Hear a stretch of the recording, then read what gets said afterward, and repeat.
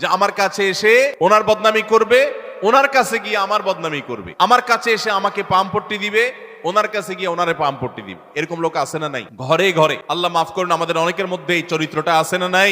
নবী করিম সাল্লাল্লাহু আলাইহি সাল্লাম এই চগলখড়ি সম্পর্কে সহিহ মুসলিম বর্ণিত হাদিসে বলেছেন, লা ইয়াদখুলুল জান্নাতা নাম্মাম, চগলখোর জান্নাতে প্রবেশ করবে না। জান্নাতে প্রবেশের ক্ষেত্রে আরেকটি বড় বাধা, আরেকটি বড় দেয়াল, আরেকটি বড় প্রাচীর হলো এই চগলখড়ির চরিত্র।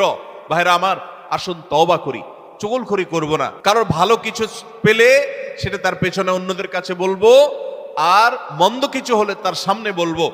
তার সামনে এসে একরকম, তার পেছনে গিয়ে আরেক রকম, সামনে এসে তার প্রশংসা, পেছনে গিয়ে তার দুর্নাম।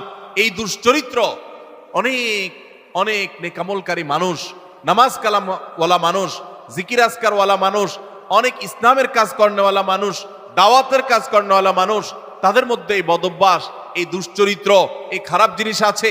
ভাইরা আমার, আমরা বেশিরভাগ মানুষ চুরি করি না, ডাকাতি করি না, মদ খাই না, মানুষ হত্যা করি না, জেনা করি না, খুন খারাপি করি না, ছিনতাই রাহাজানি করি না। বেশিরভাগ মানুষ এই মাহফিলে আমরা যারা আছি, আমার কথা যারা শুনছেন, বেশিরভাগ মানুষই এই মোটা মোটা বড় বড় অপরাধগুলো আমরা করি না। কিন্তু কিছু কিছু অপরাধ আছে যেগুলো আমরা যে করি, সেগুলো অপরাধ যে আমরা জানিও না, সে বিহিত নাই, সে চিন্তাও নাই, সে ভাবলেশও নাই, এবং সেগুলো যে গুনাহ, সে গুনাহগুলোকে গুনাহ মনে করছি না, শয়তান বুঝতেই দিচ্ছে না।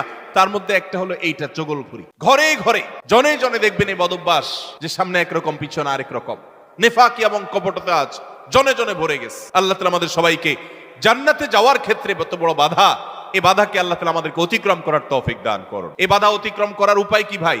উপায় হলো এখনই তওবা করবেন। আমি জীবনে কখনো কারোর সামনে গিয়ে একরকম, পেছনে গিয়ে আরেক রকম, এই মুনাফিকি আমি করব না, এই কপটতা আমি করব না, এই 2 নম্বরে আমি করব না, এই প্রতারণা আমি করব না।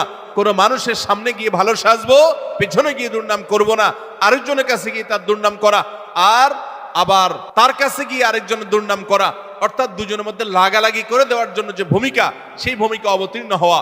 এই চগলখোর সে জান্নাতে 9 এন্ট্রি থাকবে। আল্লাহ তাআলা আমাদের সবাইকে বদভ্যাস পরিত্যাগ করার তৌফিক দান করুন।